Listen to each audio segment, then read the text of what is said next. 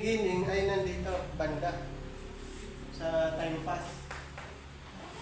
Okay, nandito yung beginning. So kung yung mga propeta kasi ang nakakita dito yung last days, those days, latter days, at saka end times.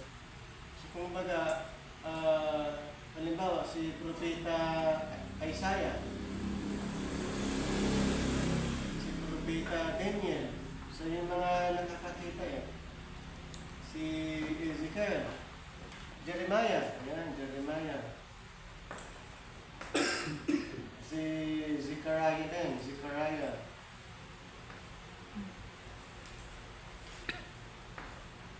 Si... Yan lang natin kasi yan natin ito yung sa program hanggang sa last. Ayan, dito sa Isaiah. Ito, isa sa nakita ni Isaiah ito.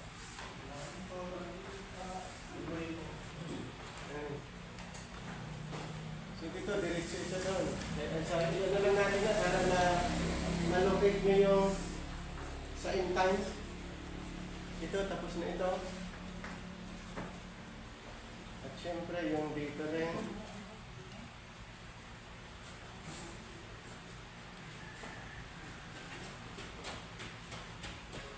Tapos, ito yung sa 7 years. Great Tribulation.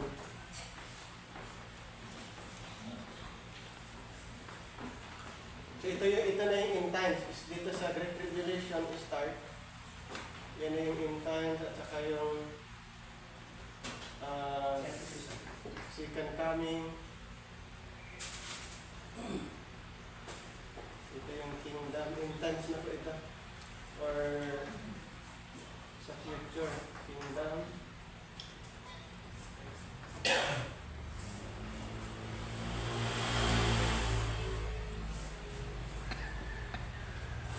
Yan. Tapos ganun din si Daniel.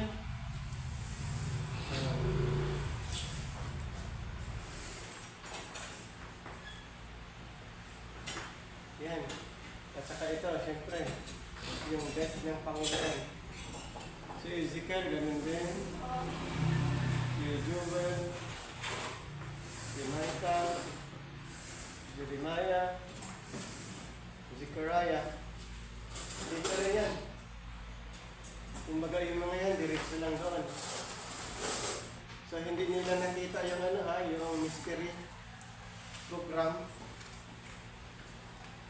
So yung mga propeta na yun, sila yung nakakita dito. Kaya mayroong last days, mayroong those days, latter days. So dito po, actually nag-start, kasama yan, kaya dito nag-start yan sa Pentecost. Kaya sa Pentecost, ano na to? Ito na yung mayroong last days. Hanggang dito na yan. Yan, yung sa Day of Pentecost. Day of Pentecost.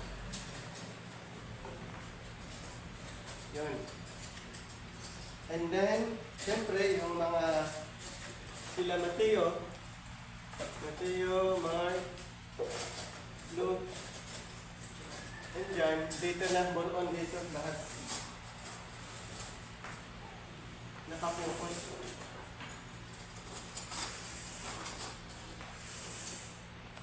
Yung mangyayari dyan, at saka dito din, at saka,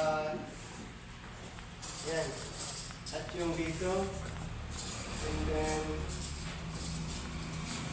dito rin. At meron din silang mga nakita dito sa Lake of Fire na rin, Lake of Fire. Ayan. And then yung kingdom, sa time ni Satan.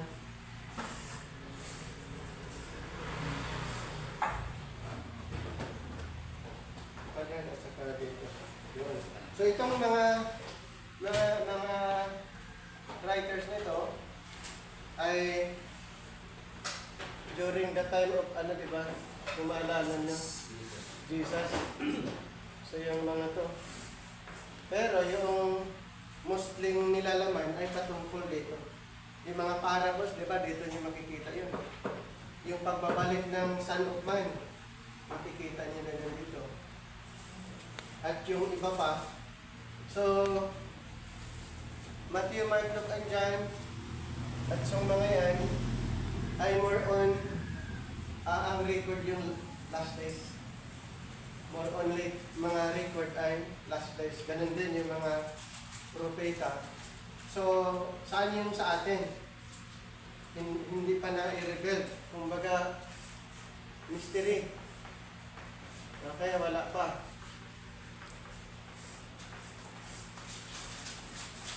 Yan. So, yung mga yan, diretso lang yun doon. Mga propeta, ito po. Kaya pag sinabing in times, hindi ito kasama. Kasi ito yung now. Hindi yan kasama sa mga prediction ng mga propeta noon. Hindi ito kasama. Kaya hindi siya pwede na i-interpret itong sinasabi ng mga propeta, sinabi ng Matthew, Mark, Luke, and John, at yung sa Hebrews to Revelation. Okay, yung sa Hebrews to Revelation, hindi po yan nangyayari dito. So, Hebrews to Revelation, mostly ang pinapakita ay sa last days. Kaya nga dito sa Acts 2 pa lang, ang ginamit yan, last days na eh. Last days, those days, dito po sa Acts 2. Yan, sa Acts 2. After nung nag-ascend ang Panginoon. Kasi nung nag-ascend ang Panginoon, bumaba ang Espiritu after 10 days. At dito po yung record ng last days or those days. Tignan niyo sa Acts chapter 2. Basahin natin. Chapter 2, 1 to 5. Yun yung nangyayari dito sa Pentecost. When the day of Pentecost arrived, they were all together in one place. And suddenly there came from heaven a sound like it. So yan po ang yung nangyayari sa Pentecost. Pagbasahin mo dito sa verse 17, 17 to 20. Sige po, 17 to 20. And in the last days it shall be, God declares, that I will pour out my spirit on. So, napansin niyo po yung guys na na-mention. Pag sinabing last days, dito po na-emphasize. Okay? So, sa verse 17, sabi, and it shall come to pass in the last days. Ito yun. So, nag-start dito, Acts 2. Ito na yung last days na sinasabi. Last days. Or in times. Bakit nga tinawag na last days? Sa prophecy kasi, may ganito kasi ito yung beginning, di ba? Kaya may beginning of time. So yung first day, kumbaga, first day. Kasi ang kingdom ay start kasi dito from. So baga may counting. From here, mayroon ng counting hanggang sa pagdating ng Mesias. Pagdating ng Mesias. So ibig sabihin, ito yung starting of time. And then yung last time ng prophecy. Kasi ang prophecy, since the world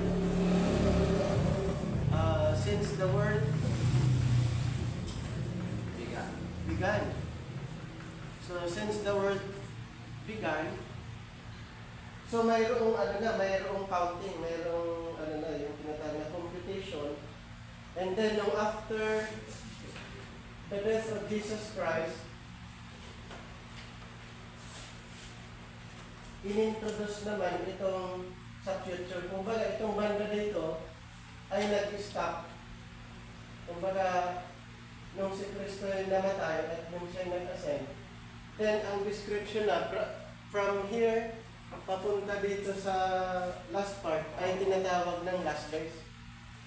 So tinatawag ng last days, start dito, papunta doon Papunta na sa ages to come, last days na ang ginamit. Pero hindi pa nakita yung mystery box mo. Wala pa ito.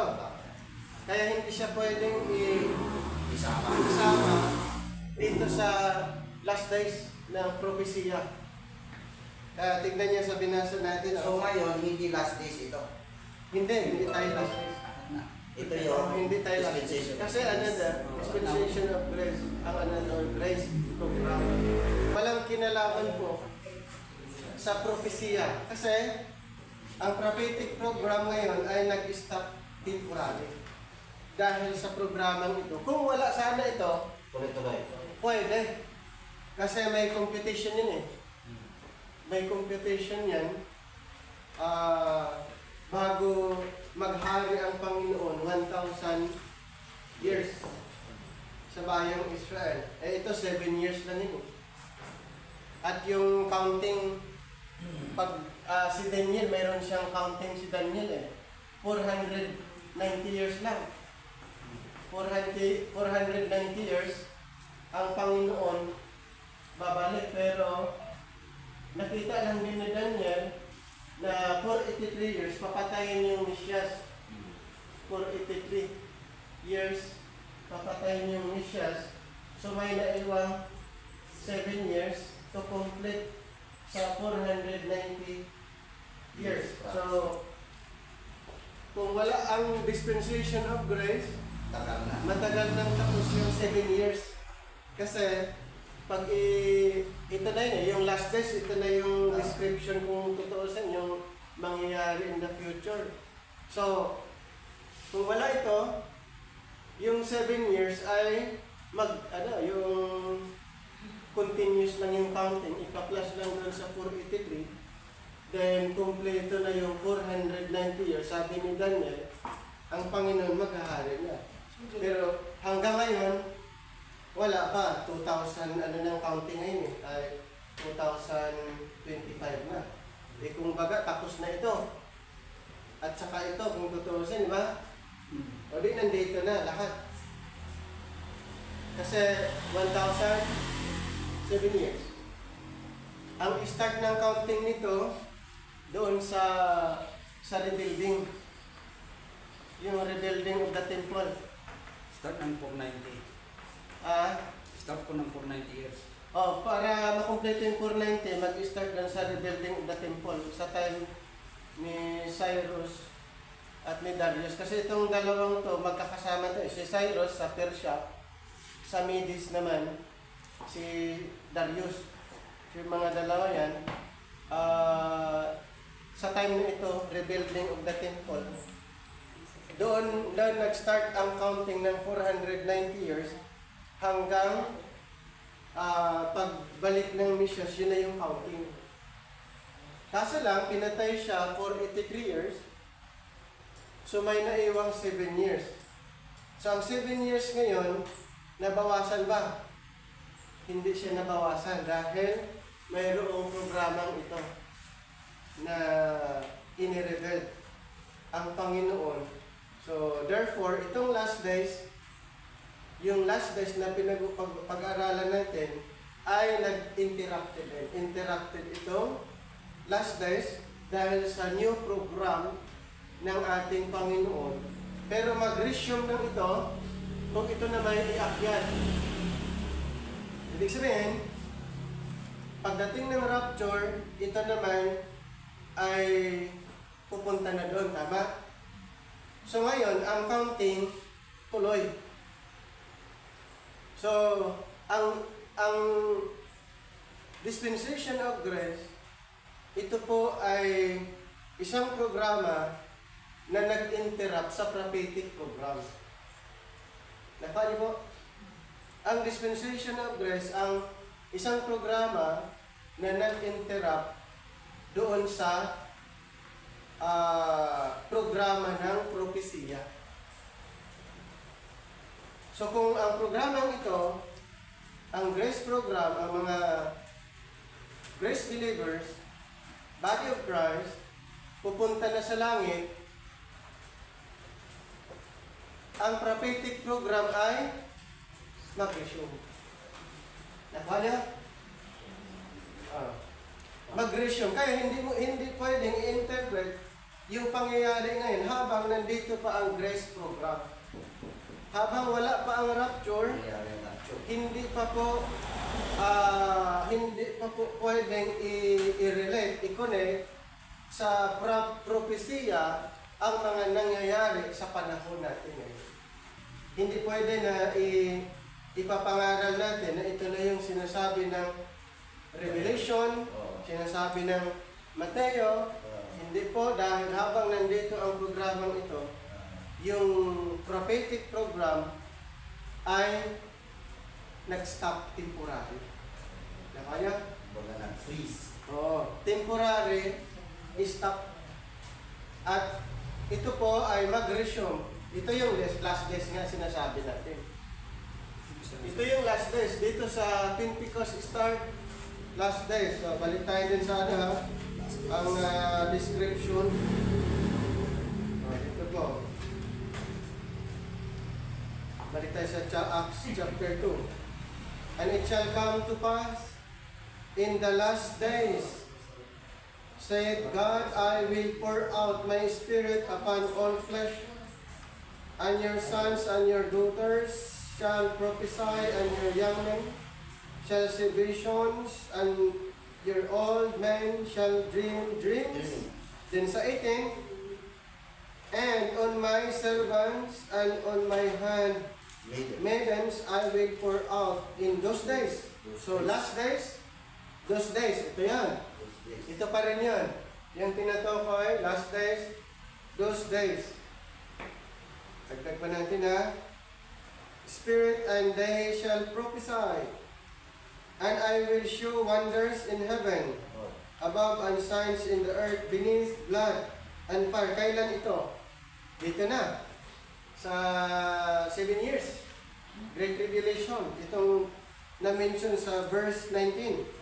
I will show wonders in heaven above and signs in the earth beneath, blood and fire and vapor of smoke. And then number 20, the sun shall be turned into darkness and the moon into blood before that great and notable day of the Lord come. Ito po yun. Day of the Lord is great. The Day of the Lord, Great Revelation din yun. Okay, Day of the Lord. So ito po, ginamit din ay Day of the Lord. So ito pong last days, those days, latter days, ay tinatawag din ito Day of the Lord. Ano ba yung mangyayari sa Day of the Lord? Na-i-describe din ito ni Zephaniah 1:15. Basahin natin ha. Zephaniah 1. Start sa 15. Sige po. 1. Start sa 14. 14 to 15. Zephaniah. Chapter 14. Zephaniah 1. 14 to 15. The great day of the Lord is near. It is near, and hasted greatly. Even the voice of the day of the Lord, the mighty man shall cry there bitterly. That day is a day of wrath, a day of trouble and distress, a day of wasteness and desolation, a day of darkness and gloominess, a day of clouds and thick darkness. Alright. Sa Broadway. nakita niyo po yung description ng Day of the Lord. Ito po yun ha. Great day, Day of the Lord, latter days, end times, last days, those days. The great day of the Lord is near. It is near and hasteth greatly even the voice of the day of the Lord. Tignan niyo po yung description na sa verse 15, the day is a day of wrath. Ito yan. Day of wrath. Ano Day pa? of trouble in this Day of trouble, day of distress, day of wasteness, day of desolation, day of darkness, day of gloominess. Yan po. Ang last days, latter days, those days, day of the Lord, ayan po. at nag-start dito sa Acts 2 hanggang doon sa last part at hindi kasama ang grace program. Hindi kasama po ito ha. Kaya nung inireveal ito kay Apostol Pablo, nung inireveal ito kay Paul, temporaryong nag-stop naman yan. Okay, so kumbaga alisin natin muna ito. Ganun po yung mga nangyayari. Ganun natin ha, putulin muna natin ito yan. Para makita niyo po. So, ayan. So, naputol temporary ito. Yun. At after the rapture, resume. Nakuha niyo? Ito po yung grace program. 11:25 to 26. So, doon lang. Kasi itong Romans 11 ay makikita natin doon yung program. Okay, pinag-usapan natin doon yung mga program. Pero here, yung sa Romans 11:25-26, pag nabuo ang bilang ng mga hintel, ay babalik sa Israel. So pag ibalik kasi sa Israel, propesya na. Kasi ang Israel ay under sila sa prophetic program. So kung ang program ay balik sa kanila, therefore ang prophetic program ay mag-resume. Okay? Mag-resume kung ibabalik ang programa. Kasi sa ngayon, ang salvation kasi ngayon ay nasa Gentiles. Yes. Okay, Gentiles kasi ang concern ngayon ayon sa Acts 28:28. That's the salvation of God is sent unto the Gentiles. Therefore, ang focus ay nasa mga Gentiles. Pero sa verse 26 ng Roma, yung Israel na naman ang concern, ibig sabihin, ang propesya ay nag-resume. Elian, Jacob. So sa 26, sa kanila na. Pero sa 25, ay nandun pa yun yung last mention. Kumbaga, yung sa mga Gentiles na lumapit o sabihin natin naniwala sa Panginoon, then balik na sa Israel. So yun na yung kumbaga last part na ang programa ay nakafocus sa mga Gentiles dahil sa verse 26 ay Israel naman. Okay, Israel naman yung pinag-uusapan. So, after the rapture, ay mag-resume ang propesya. Itong tinatawag last days, those days, end times, latter days. So, ulitin ko po, anong programa ang nag-interrupt sa prophetic program? The church, the body of Christ. Ito po yung nag-interrupt sa prophetic program. Ulitin ko po, ang nag-interrupt sa propesya, kaya nga walang propesya ngayon na nangyayari habang ang programang ito ay hindi pa nag-close. Habang hindi pa nag-close ang program, hindi pa po mangyayari itong sinasabing last days, end times, latter days, great day, the day of the Lord. Habang mayroon pa po ito. Dito lang yun. Kasi si Apostle Paul, meron siyang prophetic writing. Katulad ng Thessalonians, prophetic writing, yung rapture. This program lang. Hindi pwedeng pumunta doon. Hindi pwede. Walang relasyon or connection. Ayan. So mayroong prophecy under mystery katulad ng rapture. Okay, yan ay Future. Rewarding. Yung future din yun. Yung bima. Okay, rewarding din ay future. Prophecy under mystery ang tawag doon. Pero hindi ito. Yung tinutukoy ni Apostol Pablo sa time niya. Kaya, ang nag-interrupt sa prophetic program ay ang dispensation of the grace of God or the church, the body of Christ. Kaya itong si Antikristo na nandito, di ba part sa prophecy? Si Antichrist dito pag mag-operate, tama? Si Antichrist ay kung mag-operate si Antichrist, yung magkaroon ng pagtatak ng 666, yun ay part ng prophecy. Kaya bakit hindi niya ginawa ngayon? No. Kasi wala. Dahil ang prophetic program nag-stop. Si Antichrist ay mag-ooperate siya sa time na ito ay part ng prophecy.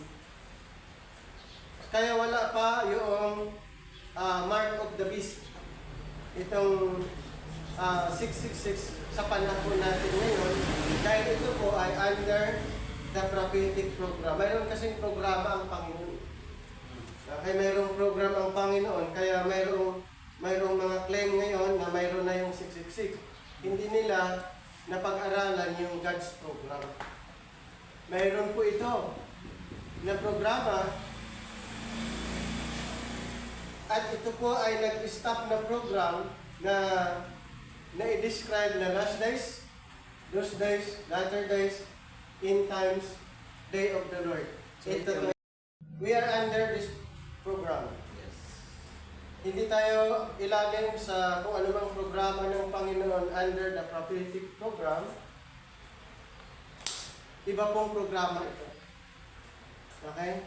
Ibang programa. Kung may mga pangyayari ngayon, sinabi na rin ni Pablo yan, na talagang mangyayari dahil masama ang panahon. Evil world. Evil world. Basahin niyo sa Galatians 1:2. So, ang present program ay dinescribe as evil world.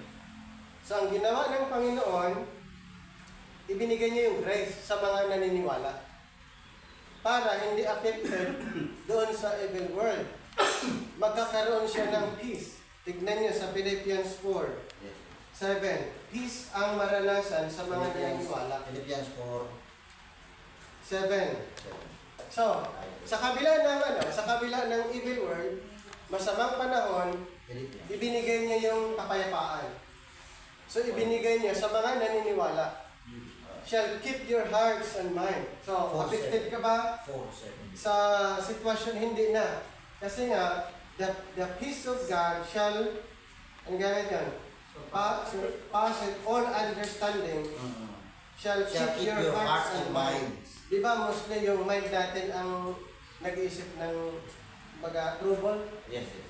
Baka So, ang Bakit kaya nakapokus sa Gentile at ang binabanggit dito ay until the fullness of the Gentiles has come in. Since, bakit kaya Gentile lang yung binabanggit? Since Gentile at Israel ay pinagsama na. mga Israel na hindi na sumunod, di ba hindi na nila sinunod ang covenant ng Panginoon. Pag sinasabi kasing Gentiles ay kasama din sila doon. Dahil hindi na sila believer. Pinag-isa kasi. So, ibig sabihin, ang salitang Gentiles kasi without that. ay unbelievers kumbaga eh. Ang Israel nagiging unbeliever sila. At saka unbelievers, Without pagan, yung Pagan. ayaw na nila. At yung ano pa yung description. Pag sinasabing Gentiles, so sa time na ito kasi, kinunclude ng Panginoon, kumbaga, ang conclusion ng Panginoon, Jews and Gentiles, ay unbeliever na lahat. Tignan niyo sa Romans 11:32. Kinunclude na. Pag sinabi unbeliever, Gentiles ang tawag doon. Ito yung sinasabi ko sa Panginoon. binabanggit sa Romans chapter 3 verse 10, saka 3:10, oh. sa Biblia. Tama, yung walang matuwid, wala kahit isa. Yan. Yan. Kasama na yung Bodyo ka man. Bodyo, Gentile pero dito ka. lang sa time na ito. Yes. Pero pag gagamitin mo lang matuwid, wala kahit isa, punta ka doon, hindi na effective yung verse. Oo, kasi meron siya. Kasi may sinuha, ginawang matuwid. Righteous, si Abraham. So yung verse na yun na walang matuwid, wala kahit isa, dito lang sa programa na ito.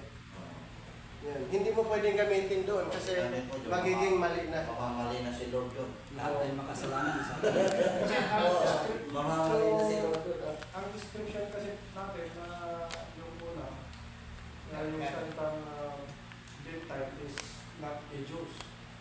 Pero Oo. ngayon, Dito kasi ginawang Isa.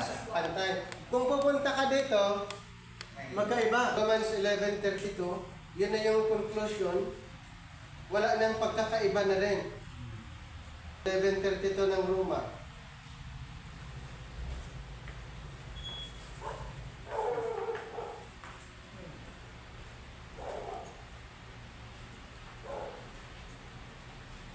For God has consigned on the disobedience that He may have mercy on all. Yan, 32. God had concluded, anong ginamit yan sa version niya? unbelief. Unbelief, Disobedience. disobedience. God had concluded them. Them referring to Jews and Gentiles. Kung iba-backward niyo, kasi yun yung issue eh. Israel and Gentiles. God had concluded them all in unbelief that He might have mercy upon all. So, kinunclude ng Panginoon na lahat parehas na lang. Non-believer. Unbeliever. Under the program of the Christian. Yes. Kaya, si Apostle Paul, kung mapapansin nyo, nung siya'y nangangaral, wala nang pinipili. Mapa-Israel or mapa-Gentiles, dahil ang sa time niya, lahat parehas lang. Oo. Kaya, di ba? Kasi isa lang naman yung message na sasabihin niya. No? Isa lang. Grace lang naman. Grace na para sa lahat. Dagdag pa natin yung 10:12 ng Roma. Roma 10:12. Talagang ano na, ang mission ni Apostol Pablo ay para sa lahat. For there is no difference between the Jew and the Greek, for the same Lord over all is rich unto all that call upon Him. Yun. Dito lang yun. Sinasabi na iisa lang ang Panginoon para sa lahat. At iisa na lang, wala nang pagkakaiba, Jews and Gentiles. Kaya si Apostle Paul ay ipinapangaral niya sa lahat. At ang ginawa niya naman, inuna lang niya yung Israel. Okay, ito naman yung maganda sa kanya. During the transitional period, inuna lang niya yung kanyang kababayan. Kaya, basahin niyo sa Romans 1:16. Inuna niya yung mga kadugo niya. For I am not ashamed of the gospel of Christ, for it is the power of God unto salvation, to everyone that believeth, to the Jew first, and also to the Greek. Ayan, di ba inuna niya? Pero sa time na ito, isang estado na lang. So pag sinasabing Gentiles, ay composed na rin ng mga unbelieving Israel. Chosen, pag outside dyan, Gentile. Pagdating dito, hindi na ganun. Dito sa time na ito, ay hindi na pinag-usapan yung outside. Dito kasi, di ba chosen ito? Chosen. Covenant people, yung 12 tribes. Ito naman, mga outside ano to? Non-Jews, pwedeng gano'n, non-Jews. Or unbelievers, o ano yung pagan, ano pa yung mga term. Pagdating dito kasi, nung nag-change ang program, ay parehas na lang. Ang Israel and Gentiles ay yung estado nila, parehas na lang. O wala nang walang matuwid, walang interest, walang distinction, na ang kailangan nila ito. Ito yung kailangan. At magiging one body. Yan, magiging one body na sila. So Isa sa- dito po hindi na pinag-usapan yung race kasi Yes. dagdagan natin ha sa Galatians 3:28. Hindi na yung issue. Noon, malaking issue kasi. Kaya, pag sinabing Israel, the 12 tribes, referring to 12 tribes. But here, hindi na yung issue yung kung anong tribo sila.